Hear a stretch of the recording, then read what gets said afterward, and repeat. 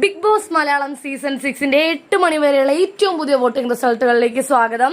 ആദ്യത്തെ സ്ഥാനം നേടിയിരിക്കുന്നത് നമ്മുടെ ജിൻഡോ തന്നെയാണ്. 1,27,937 വോട്ടുകളാണ് ജിൻഡോ നേടിയിരിക്കുന്നത്. രണ്ടാം സ്ഥാനത്ത് തൊട്ടുപുറകെ സിജോ ഉണ്ട്.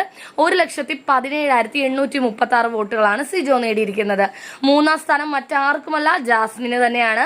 1,08,611 വോട്ടുകളാണ് ജാസ്മിൻ നേടിയിരിക്കുന്നത്. അഭിഷേക് നാലാം സ്ഥാനത്ത് തന്നെയുണ്ട്. 87,612 വോട്ടുകളാണ് അഭിഷേക് നേടിയിരിക്കുന്നത്.